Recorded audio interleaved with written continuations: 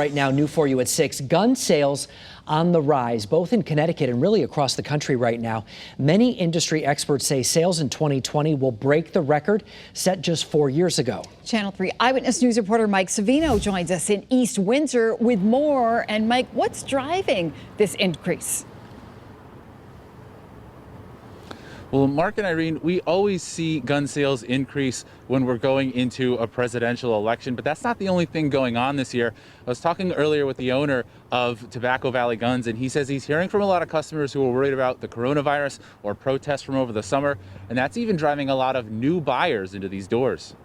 One word, unprecedented. Gun sales are up in 2020, way up.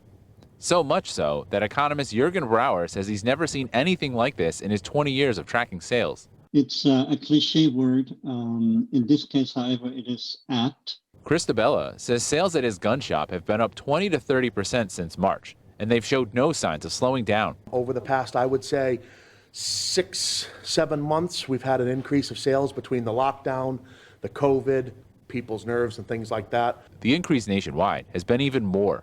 Brauer estimates that 16.7 million firearms have been sold through the end of September, nearly double last year's 9.7 million. In 2016, 11.4 million guns were sold to this point.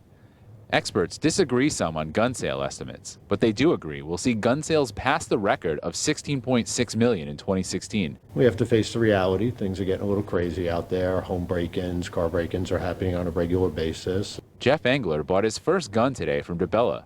He says he wanted some extra security. DeBella says he hears that a lot.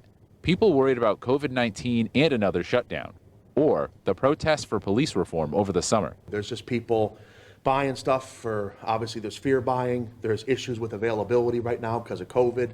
A lot of the sales have been driven by new buyers. That's created a delay in getting permits. It's been a long process. It took my wife and I 8 months to get our licenses this year. It can be hard to predict gun sales into the future, especially since the presidential election will play a factor in demand. But it's the season for hunting and holiday shopping, so Bauer sees no slowdown. The sales high will continue through the year just because it's the season. Now, we reached out to state police to try to get a comparison of gun permit applications from this year versus last year, but they said they wouldn't have those numbers available for us today.